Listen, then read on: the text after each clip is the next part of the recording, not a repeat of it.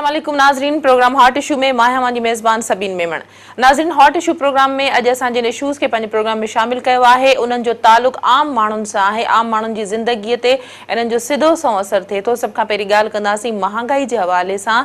असां वटि हूअं ई साल जा 12 महीना महांगाई थींदी रहंदी आहे। मुख़्तलिफ़ शयुनि जे अघ पाण मुरादो दुकानदारनि या कारोबारी माण्हुनि पारां वधाया वेंदा आहिनि, पर रमज़ान शरीफ़ जे भलारे महीने में असांखे महांगाई सभ खां घणी वधंदे नज़र अचे थी। इन जो सबबु इहो आहे त रमज़ान शरीफ़ में सूदखोर जेके हूंदा आहिनि उहे खाते जो ज़ख़ीरो जमा करणु शुरू थी वेंदा आहिनि ऐं उन्हनि खे इहो लॻंदो आहे त हीउ उहो महीनो आहे जंहिंमें सवाब जे बजाए मुनाफ़ो कमाए सघिजे थो, नफ़ो कमाए सघिजे थो। इन जे करे मुख़्तलिफ़ शयुनि जा अघ पाण मुरादो वधाया वेंदा आहिनि। इन हवाले सां कुझु वक़्तु अॻु में फ्रूट जे हवाले सां सोशल मीडिया ज़रिए हिकिड़ी मुहिम हली हुई त तमामु घणो महांगो फ्रूट हुजण जे करे फ्रूट जी ख़रीदारी जो 3 ॾींहं बाइकआउट कयो वियो, पर उन जे बावजूदि तोड़े जो माण्हुनि फ्रूट जे महांगे हुजण जे करे उन जी ख़रीदारी न कई, फ्रूट वठणु छॾे ॾिनो। पर तंहिं हूंदे बि शायदि ई फ्रूट जा अघ घटि थी सघिया हुजनि, छो त असां मुख़्तलिफ़ इलाइक़नि मां इन प्रोग्राम जे ज़रिए तव्हांखे अपडेट कयोसीं त को ख़ासि फ़र्क़ु न पइजी सघियो आहे।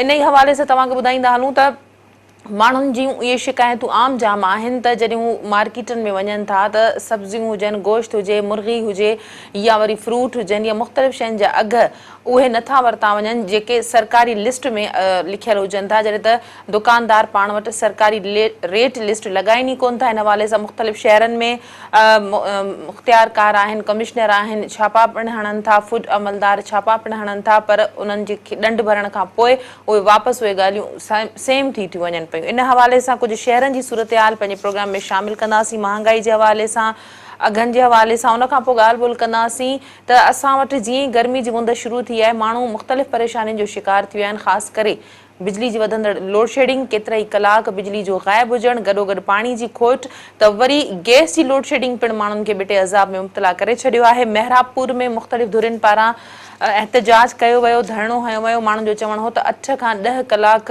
इन भलारे महीने में पिणु गैस जी लोड शेडिंग कई वञे थी, जंहिंजे करे उन्हनि खे तमामु घणी ॾुखियाईनि खे मुंहुं ॾियणो पवे थो। मिठियाणी में पिणु लोड शेडिंग जे ख़िलाफ़ माण्हुनि पारां मुज़ाहिरो कयो वियो। माण्हुनि जो चवणु हो त 18 खां 20 कलाक बिजली हुजे ई नथी ऐं बिजली ग़ाइबु हुजण जे करे हू रोज़े जी हालत में सख़्तु परेशानियुनि खे मुंहुं ॾियनि था।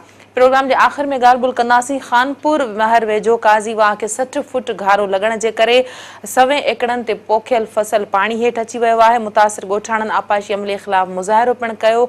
माण्हू ॻोठाणनि जो चवणो त उन्हनि जे फसलनि में पाणी जे अची वञण जे करे उन्हनि खे केतिरो ई नुक़सानु पिणु थियो आहे। इन हवाले सां पंहिंजे प्रोग्राम में तव्हांखे अपडेट कंदासीं। सभ खां पहिरीं ॻाल्हि कंदासीं महांगाई जे हवाले सां, कुझु शहरनि जी सूरत हाल तव्हां ताईं पहुचाईंदासीं। शुरूआत कंदासीं सिंध जे 2 नंबर वॾे शहर हैदराबाद खां। फरीद इहो ॿुधायो त हैदराबाद सिंध जो 2 नंबर वॾो शहर आहे। हैदराबाद में हिन वक़्तु खाधे पीते जी शयुनि जे अघनि में का घटिताई थी सघी आहे? दुकानदारनि पारां पंहिंजी मर्ज़ीअ जा अघ वसूल कया वञनि था या सरकारी लिस्ट बि लॻाई वञे थी? बिल्कुलु रमज़ान शरीफ़ जो महीनो जीअं शुरू थियो त हैदराबाद में जेके आम वापे जी शयूं हुयूं उहो उन्हनि जो अघ जेके आहिनि भीड़ ते चई विया ईअं जो आसमान सां ॻाल्हियूं पियूं कनि। ज़िले इंतज़ामिया तरफ़ां हैदराबाद जे मार्केट में जेके आम वापे जी शयूं आहिनि उन्हनि जा रेट लिस्ट ॾिनियूं आहिनि, पर उन ते को बि अमल दरामद न थी रहियो आहे। हैदराबाद जे जेके मुख़्तलिफ़ इलाइक़ा आहिनि जेको ॾिठो वेंदो आहे त टावर मार्केट जेको मुख्य इलाइक़ो आहे यानी कारोबारी मर्कज़ आहे, हिन खां पोइ लतीफ़ाबाद आहे, हैदर चौक आहे, कासमाबाद, हुसैनाबाद, ॿिया इलाइक़ा आहिनि। उते जेको आहे प्राइस कंट्रोल जो लिस्ट आहे उन ते को अमल न थी सघियो। जेके दुकानदार आहिनि उहे पंहिंजी मनपसंदि करे आम शहरियुनि खे जेका ॿी नसनि सां पुरे रहिया आहिनि। जेके रेट लिस्ट आहिनि हुन में फ्रूट आहे या चांवर या आम वापे जो या कटे कलर जी जेको गोश्त आहे उनजो अघु पिणु जेको आहे आसमान सां ॻाल्हि करे रहियो आहे। जिते हैदराबाद जा शहरी सख़्तु मुश्किलातुनि खे मुंहुं ॾेई रहिया आहिनि।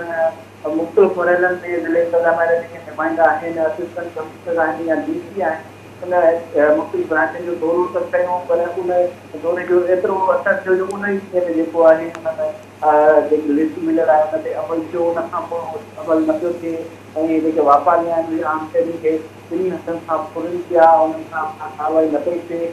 जेको 3 ॾींहं बाइकाट थियो हो फ्रूट जो, उन में फ्रूट थोरो सस्तो थियो, पर उनखे वरी वधीक झगड़ण खां पोइ वरी साॻिए फ्रूट आहे जेको उहो महांगो थी वियो आहे।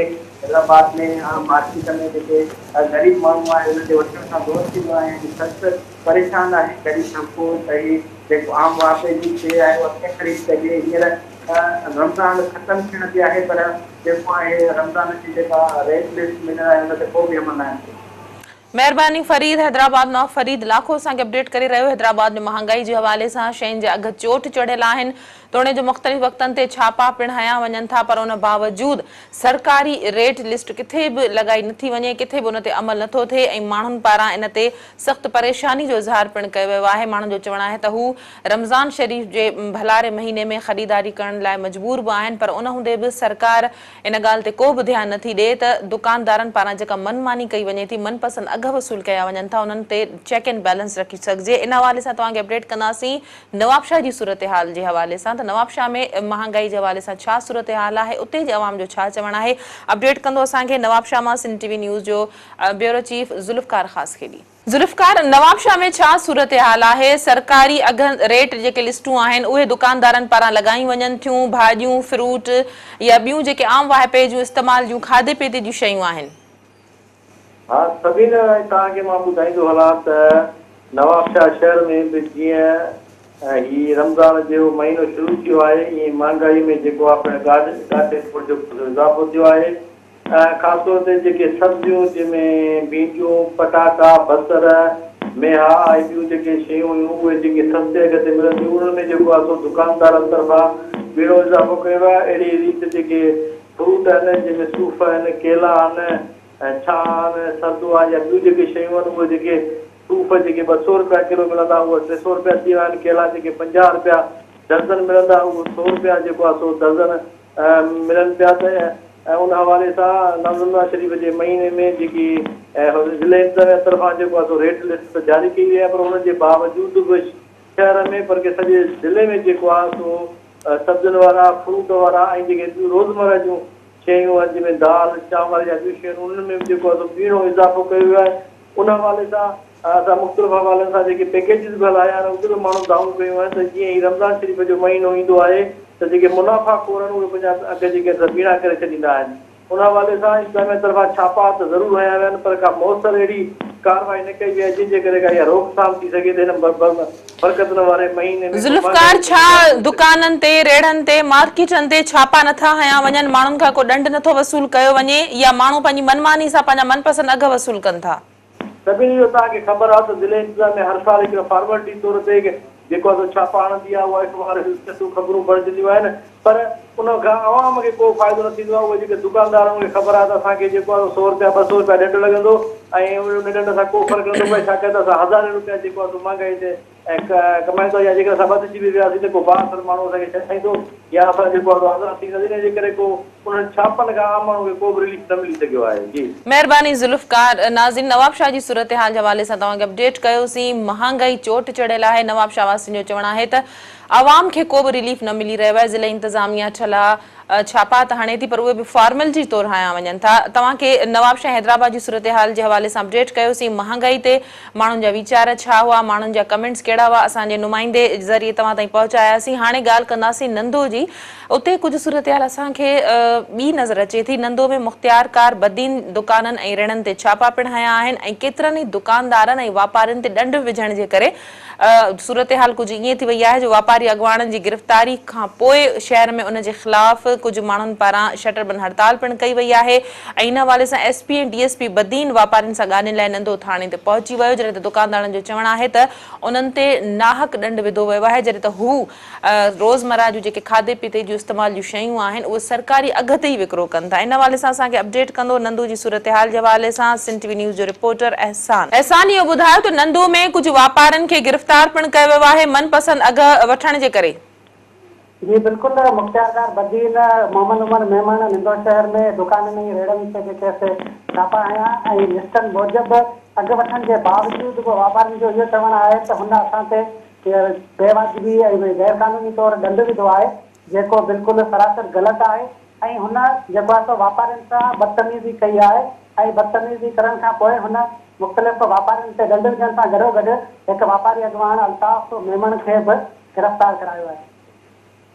एहसान, इहो ॿुधायो त छा नंदो में खाधे पीते जी शयुनि जे हवाले सां छा सूरत हाल आहे? सरकारी जेके रेट लिस्टूं आहिनि उन्हनि मूजिबि अघ वसूल कया वञनि था? रमज़ान शरीफ़ जो महीनो आहे, कुझु महांगाई में घटिताई आई आहे? न निंदो में जेको आहे त रमज़ान ऑर्डिनेंस जी जेका आहे बिल्कुलु भंकड़ी कंहिं क़िस्म जी कोन पई थिए ऐं इहो आहे जेकॾहिं वापारी अॻवान आहिनि उहे चवनि था त जेको शरबत जो हिकिड़ो शीशो आहे उहो असांखे 155 रुपयनि जो पवे थो, जेको असां 160 रुपए में विकिणूं था 155 जी जॻह ते असांखे 5 रुपया मुनाफ़ो मिले थो। उहो हिकिड़ो जेको शरबत जो शीशो आहे उहो कंहिं दुकानदार खां 130 रुपयनि में वठी आयो, ठीकु आहे जी 130 रुपयनि में वठी अचण खां पोइ हू जॾहिं वापारी अल्ताफ़ मेमन जे दुकान ते आयो त हुनखे 160 रुपयनि जो रेट ॿुधायो, जॾहिं त मुख़्तियारकार बदीन चयो इहो जेको रेट आहे ऐं 130 रुपयनि में अव्हांजी शहर मां वठी आयो।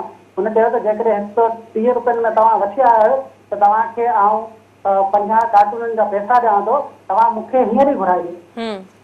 जंहिंखां पोइ हुननि जी जेका आहे सा पाण में ॻाल्हि ॿोल सां जीअं बदतमीज़ी जे मुख़्तियारकार कई, बदतमीज़ी थियण खां पोइ जेको सो मुख़्तियारकार अल्ताफ़ मेमन खे गिरफ़्तार करायो ऐं गिरफ़्तार कराइण खां पोइ जीअं शहर में शटरबंद हड़ताल कई। शटरबंद हड़ताल खां पोइ शहरी जेको आहे सो थाणे जो घेरा करे वेही रहिया। थाणे जो घेरा करण खां पोइ DSP बदीन ख़ालिद निज़ामानी ऐं AC बदीन महिरबानी एहसान अवांजी नाज़रीन नंदो मां एहसान मल्हा असांखे अपडेट करे रहियो हो। नंदो शहर में अघनि शयुनि जे महांगे रेट जे वसूली जे हवाले सां वापारियुनि ऐं मुख़्तियारकार में जेका ॾंदचक थी आहे, मुख़्तियारकार पारां जॾहिं छापा हया विया त वापारी पारां मनपसंद अघ वठण जे करे मुख़्तियारकार जो चवणु हो त हू कुझु पैसा वधीक शयूं खपाए रहियो आहे, जॾहिं त साॻियूं शयूं हू घटि अघ ते वठी आयो आहे। इन हवाले सां तव्हांखे अपडेट कयोसीं। प्रोग्राम जे सिलसिले खे जारी रखंदासीं। वक़्तु मुख़्तसिर वक़फ़े जो वठूं था वक़फ़ो।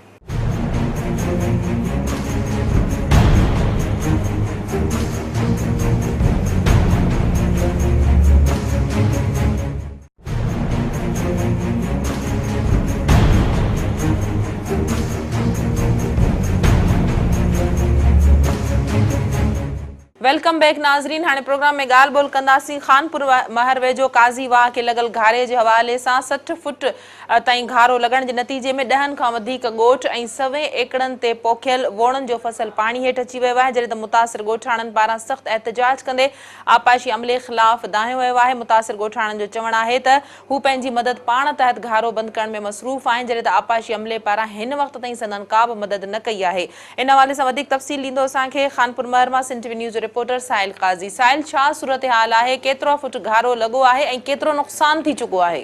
जी सभी मां मूंखे ॿुधायां त खानपुर महर वेझो काज़ी वाह आहे, उनजी RD हिकु ॻोठ गुल मोहम्मद गबोल आहे। उतां जेको सो पाणी जो दबाव वधी वञण करे 60 फुटनि जो घारो पइजी वियो आहे काज़ी वाह खे, जंहिंजे नतीजे में भर पासे जेका 100 एकड़नि ते पोखियल कपास जेको आहे ऐं कमनि जो फसल उहो बि पाणी में लपेट में अची मुकमल तरह सां तबाह थी वियो आहे। जॾहिं त जेको आहे सो पाणी जे तेज़ वहकिरे सबबु भर पासे जा ॻोठ आहिनि मुख़्तलिफ़, जिन में ॻोठ नूरुल अमीन आहे, अल्लाह बख़्श आहे, महबूब चाचड़ आहे, हज़ूर बख़्श गबोल आहे, गुल मोहम्मद गबोल आहिनि समेत 10 अहिड़ा नंढा वॾा ॻोठ आहिनि जंहिंमें पाणी जो तेज़ वहकिरो उहो काहे पियो। जॾहिं जेको आहे सो ॻोठाणा घरनि में पाणी दाख़िल थियण खां पोइ रड़ियूं करे ॿाहिरि निकिरी आया ऐं जेको आहे सो उन्हनि मजबूरनि थी करे जेको आहे सो उतां लॾ पलाण शुरू कई, पर जेको आहे सो पाणी जो तेज़ वहकिरो हुजण करे उन्हनि खे जेको आहे सो लॾ पलाण में वॾी मुश्किलातुनि खे मुंहुं ॾियणो पइजी रहियो हो। जॾहिं असांजी हुते पहुतासीं त जेको आहे सो ॻोठाणनि इहो ॿुधायो त काज़ी वाह जी पुछड़ी में 72 माण्हुनि जूं ज़मीनूं आहिनि जेकियूं आबाद करण जे लाइ आपाशी खाते जा अमलदार जेको आहे सो पाणी जो जेको वहकिरो आहे उहो तेज़ करे छॾनि था पिया, तंहिं करे जेको आहे सो जेका वाह जा कपर आहिनि उहे कमज़ोर आहिनि ऐं वधीक नुक़सानु थियो आहे। हुनजो इहो चवणु हुयो त जेको आहे सो घारो लॻण करे असांजो लखे रुपए जो नुक़सानु थियो आहे। असां फौरी तौर ते आपाशी खाते जे अमलदारनि खे इतलाह ॾिनोसीं त जेको आहे सो घारो लॻो आहे, पाणी जो वहकिरो काज़ी वाह में घटायो वञे ऐं घारो बंदि करण लाइ असांजी मदद कई वञे, पर 8 कलाक गुज़रण बावजूद बि जेके आपाशी खाते जा अमलदार आहिनि उहे असां घारे वारे हंधि न पहुता ऐं असीं पाण में मिली करे ॻोठाणनि पंहिंजी मदद पाण तहत हैवी मशीनरी घुराए घारो खे बंदि करायो आहे। ॻोठाणनि जो मुतालबो कयो आहे त आपाशी खाते जा जेका करप्ट अमलदार आहिनि जंहिंजे करे घारो पियो आहे उन्हनि जे ख़िलाफ़ कार्रवाई कई वञे ऐं असांजे जेको थियल नुक़सानु आहे उनजो मुआवज़ो अदा कयो वञे। जी सभी महिरबानी साहिल काज़ी। नाज़रीन, खानपुर महर मां साहिल काज़ी असांखे अपडेट करे रहियो। घारे जे हवाले सां ॻोठाण जो चवणु आहे त हू पंहिंजी मदद पाण तहत उन्हनि हाई मशीनरी घुराए गरी मशीनरी घुराए घारे खे बंदि कयो आहे, जंहिं त आपाशी अमले जे हवाले सां उन्हनि जो चवणो त उन्हनि जे ख़िलाफ़ कार्रवाई कई वञे। उन्हनि जो केतिरो ई घणो नुक़सानु थियो आहे जॾहिं त आपाशी अमले खे घारे पवण जो तुर्त इतला ॾियण बावजूद अमलो न पहुची सघियो। 8 कलाक गुज़री वञण खां पोइ ॻोठाणनि पारां पंहिंजी मदद पाण तहत घारो बंदि कयो वियो जंहिं ते ॻोठाणनि जो चवणु आहे त उन्हनि जे नुक़सान जो अज़ालो कयो वञे। इन ई हवाले सां तव्हांखे अपडेट कयोसीं। हाणे प्रोग्राम में ॻाल्हि कंदासीं सिंध जे मुख़्तलिफ़ शहरनि में हिन वक़्तु बिजली पाणी या गैस जी लोड शेडिंग जे ख़िलाफ़ बदतरीन सूरत हाल आहे। माण्हू मुज़ाहिरा करे धरना हणी रहिया आहिनि। उन बावजूद माण्हुनि जी दाह ॿुधण वारो को बि नज़र नथो अचे। मेहराबपुर जे हवाले सां तव्हांखे ॿुधाईंदासीं। मुख़्तलिफ़ धुरियुनि जे सॾ ते गैस जी लोड शेडिंग जे ख़िलाफ़ धरणो हयो वियो, एहतिजाजी मुज़ाहिरो कयो वियो। माण्हुनि जो चवणु हो त घरनि में रद पचाए जे हवाले सां उन्हनि खे तमामु घणी ॾुखियाई थिए थी। हाणे प्रोग्राम में ॻाल्हि कंदासीं लोड शेडिंग जे हवाले सां। सूरत हाल साॻी बरक़रार आहे जेतोणीकि आम माण्हुनि पारां सियासी समाजी धुरियुनि पारां बदतरीन लोड शेडिंग जे ख़िलाफ़ मुज़ाहिरा कया वञनि था, धरना हया वञनि था, रोड ब्लॉक कया वञनि था, पर उन बावजूद लोड शेडिंग जे वक़्त में घटिताई नथी आंदी वञे। इन ई हवाले सां तव्हांखे अपडेट कंदासीं। ख़ैरपुर में पिणु सख़्त गर्मी जी मुंद हुअण जे करे लोड शेडिंग पिणु तमामु घणी कई वञे थी। इन हवाले सां ख़ैरपुर ज़िले में मुख़्तलिफ़ सियासी समाजी धुरियुनि पारां एहतिजाज पिणु कया वञनि था। वधीक तफ़सील असांखे ॿुधाईंदो ख़ैरपुर मां Sindh TV news reporter Khan Mohammad Solanki. Khan Mohammad, Khairpur में केतिरी हिन वक़्तु गर्मी पई रही आहे ऐं ख़ैरपुर में बिजली जी लोड शेडिंग जे हवाले सां सूरत हाल छा आहे? जी सभिन तव्हांखे ॿुधायां त ख़ैरपुर में हिन वक़्तु गर्मी पद 50 अबो जेको हली रहियो आहे। हिन वक़्तु तमामु सख़्तु जेको आहे गर्मी हली रही आहे। गर्मीअ जे हिन पोज़ीशन में बिजली वारनि जी त उहा ई जेको सिको वारनि जी उहा ई कारकर्दगी पुराणे दौर खां जेका रिवायत उन्हनि जी बरक़रार रही आहे उन रिवायत खे बरक़रार रखंदे 18 कलाक शहरनि में जेको आहे पंहिंजे ॿारहड़ी जे इलाइक़नि में हिते जेको आहे शहरनि में 12 खां 14 कलाक जेको आहे उहा बिजली लोड शेडिंग हले थी। इन ई हवाले सां केतिरा ई भेरा हिते जेको आहे एहतिजाज वग़ैरह कया विया। गुज़िरियल हफ़्ते में बि जेको आहे एहतिजाज कयो। लेडीज़ औरतुनि जेको आहे उहो पाण औरतूं निकिरी आयूं, पाण जेको आहे ॿाहिरि रोडनि ते निकिरी आयूं। मर्दनि खां सवाइ जेको आहे त असांजा ज़ुल्म आहे। घरनि में बिजली जेको आहे कोन्हे को, पीअण जो पाणी कोन्हे को, रोज़ेदारनि लाइ तकलीफ़ आहे। इन ई हवाले सां गुज़िरियल राति कल्ह बि जेको आहे गाड़ीपुल जे इलाइक़े जे रहवासियुनि जेको आहे रेलवे फाटक ट्रेक जे भरिसां उते मस्जिद आहे सुन्नी तारीख़ जी, उते हुननि रेलवे फाटक ते जेको आहे रोज़ो अफ़्तार रेलवे फाटक सां लॻू जेको आहे हुननि रोज़ो अफ़्तार जेको आहे ॿाहिरि रोड ते करे ऐं रोड ब्लॉक करे छॾियो। उते रोडो पंहिंजो रोज़ो अफ़्तार कयो। रोज़ो अफ़्तार करण खां पोइ हुननि आख़िर जेको आहे सो इशा जी नमाज़ बि जेका आहे उते ई अदा कई। हुन खां पोइ हुननि इंतिज़ामिया सां बि ॻाल्हि ॿोल कई त हुननि ॿुधायो त गाड़ी पुल उनड़ कॉलोनी ऐं उतां जा आसपास जा इलाइक़ा उते जेके आहिनि बिजली वारनि बेगुनाह जेको आहे अण ऐलानी लोड शेडिंग कई ऐं मुख़्तलिफ़ हंधनि ते जेके ट्रांसफार्मर सड़ी विया आहिनि उहे बि हुननि तब्दील न कया आहिनि। हुननि जो चवणो हो त असां हिकिड़ो चकर हुननि खे 1,40,000 रुपया ॾिनासीं चंदो करे असां शहरनि में पंहिंजे ॻोठ जे शहर जे माण्हुनि खां हुननि खां मुख़्तलिफ़ माण्हुनि खां पैसा वठी ॾिनासीं। वरी हुन खां पोइ बि जेको आहे हुननि जो चवणो उहो हुननि मुख़्तलिफ़ हंधनि ते हुननि मैसेज बि हलाया आहिनि त वरी जेको आहे हुननि पैसा 40,000 रुपया ॿिया वरी जेका हुननि खां घुर कई आहे त हू ट्रांसफार्मर ॿ ॾींहं बि न हलियो। वरी जेको आहे ट्रांसफार्मर सड़ी वियो। उन जे मद में हुननि ॿीहर हुननि खां घुरियो। पोइ हुननि इशा जी नमाज़ बि उते अदा कई। हुन खां पोइ हुननि इंतिज़ामिया सां ॻाल्हि ॿोल कई। हुननि इंतिज़ामिया खे इहो चितारिनो त जे तव्हां हाणे असांखे बिजली बहाल करे नथा ॾियो या जेको जन इलाइक़नि में असांजी अण ऐलानियल लोड शेडिंग आहे या ट्रांसफार्मर सड़ी विया आहिनि उते असांखे बिजली बहाल करे नथा ॾियो त असां रेलवे ट्रैक ते जेको आहे नमाज़ तरावी जेको आहे सो पंहिंजो शुरू कंदासीं, जंहिंजी जेको आहे ज़िम्मेवारी इंतिज़ामिया ते उन में भली 2 कलाक लॻनि या 3 कलाक भली रेलवे ट्रैक बंदि थी वञे। ऐं अव्हांखे ॿुधायां त रेलवे ट्रैक असांजो ख़ैरपुर जेको मेन आहे रोड़ी स्टेशन में भरिसां आहे असां वटि। हितां जेको आहे ख़ैरपुर कराची तरफ़ खां पंजाब तरफ़ ईंदड़ या पंजाब खां जेको आहे कराची तरफ़ ईंदड़ ट्रेनूं उहे बि जेको आहे सो कई हिते बीठी वञनि 2-3 कलाकनि दौरान ऐं मुख़्तलिफ़ माण्हुनि खे आवाम खे सख़्तु परेशानी थिया। पर हिन बावजूदि हुननि बिजली वारनि उहा बिजली जेको आहे हुननि जी बहाल न कई। उन खां पोइ हुननि सां इंतिज़ामिया जेको आहे ॻाल्हि ॿोल कई। उन्हनि इंतिज़ामिया हुननि खे यकीन ॾियारियो त अॼु शाम ताईं हुननि जा ट्रांसफार्मर जेके जन इलाइक़नि में सड़ियल आहिनि उहे हुननि खे तब्दील करे ॾिना वेंदा। न त हुननि ॿीहर जेको आहे चयो त अॼु वरी असां अफ़्तार जेको आहे उन साॻी जाइ ते असां रोड ते जेको आहे महिरबानी ख़ान मोहम्मद। नाज़रीन, ख़ैरपुर जी सूरत हाल जे हवाले सां ख़ान मोहम्मद असांखे ॿुधाए रहियो त माण्हुनि पारां नेठि तंग थी बेज़ार थी करे रेलवे ट्रैक ते अफ़्तार ऐं नमाज़ तरावी शुरू करण जी ॻाल्हि कई वई आहे। माण्हुनि जो चवणु आहे त हू बिजली जी बदतरीन लोड शेडिंग मां बेज़ार थी चुका आहिनि।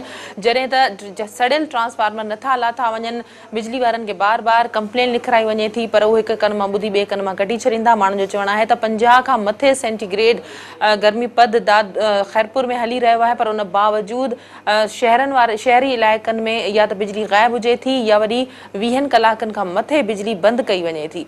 नाज़रीन, हॉट इशू प्रोग्राम जो वक़्त ते पंहिंजी पुॼाणी ते पहुचे थो। अॼोके प्रोग्राम में जिन इशूज़ खे असां पंहिंजे प्रोग्राम में शामिल कयोसीं, सभ खां पहिरीं तव्हांखे असां ॿुधायोसीं सिंध जे मुख़्तलिफ़ शहरनि में रोज़मर्रा जूं जेके खाधे पीते जूं शयूं आहिनि, सब्ज़ी आहे, मेवा आहिनि या ॿियूं जेके शयूं आहिनि, उन्हनि जे अघनि में पाण मुरादो ॾींहों ॾींहुं इज़ाफ़ो ॾिठो वञे पियो। सिंध जे मुख़्तलिफ़ शहरनि में शहरनि जे चवण हो त सरकारी जेके रेट लिस्टूं आहिनि दुकानदारनि या कारोबारी माण्हुनि पारां उहे नथियूं लॻायूं वञनि ऐं मनपसंदि अघ वसूल कया वञनि था। तोणे जो मुख़्तियारकार कमिश्नर या ज़िले अमलदार छापा पिणु हणनि था, पर उहे बि असांखे फॉर्मेलिटी नज़र अचे थी। उन्हनि जे वञण खां पोइ मामूली ॾंड भरे वापसि अचण खां पोइ दुकानदार वरी ॿीहर पंहिंजे रविश ते वापसि अची वञनि था। इन हवाले सां कुझु शहरनि जी सूरत हाल असां तव्हांखे जे हवाले सां तव्हांखे अपडेट कयोसीं। उन खां पोइ खानपुर महर वेझो काज़ी वाह खे 60 फुट घारे लॻण जे हवाले सां ॻोठाणनि जो चवणो त उन्हनि पंहिंजी मदद पाण तहत 8 कलाकनि खां पोइ घारो बंदि कयो आहे। हैवी मशीनरी घुराए जॾहिं त उन्हनि जो चवणो त आपाशी अमले खे ॿुधाइण बावजूदि अमलो न पहुतो। इन हवाले सां तव्हांखे अपडेट कयोसीं। प्रोग्राम जे आख़िर में ॻाल्हि ॿोल कईसीं ख़ैरपुर में बिजली जी बदतरीन लोड शेडिंग जे हवाले सां माण्हुनि जो चवणु आहे त हाणे हू रेलवे ट्रैक ते वेही करे इफ़्तार ऐं नमाज़ तरावी शुरू कंदा, जॾहिं त उन्हनि जो चवणो त मुख़्तलिफ़ शहरनि में जेके मुख़्तलिफ़ इलाइक़नि में सड़ी वियल ट्रांसफार्मर आहिनि उहे पिणु बिजली वारनि पारां नथा लाथा वञनि, जंहिंजे करे उन्हनि खे तमामु घणी ॾुखियाई थिए थी। अॼोके प्रोग्राम में जिन इशूज़ ते खे असां पंहिंजे प्रोग्राम में शामिल कयोसीं उहे निज जेके आहिनि से अवामी इशूज़ आहिनि। किथे बिजली जी लोड शेडिंग ख़िलाफ़ु परेशानी, किथे गैस जी लोड शेडिंग जे ख़िलाफ़ु माण्हू मुज़ाहिरा कंदे नज़र अचनि था, किथे वरी महांगाईअ ख़िलाफ़ु माण्हू दाहूं कनि था, पर उन्हनि जी केर बि नथो ॿुधे। अॼोके प्रोग्राम में एतिरो ई। ईंदड़ प्रोग्राम ताईं ॾींदा इजाज़त। अल्लाह वाहे।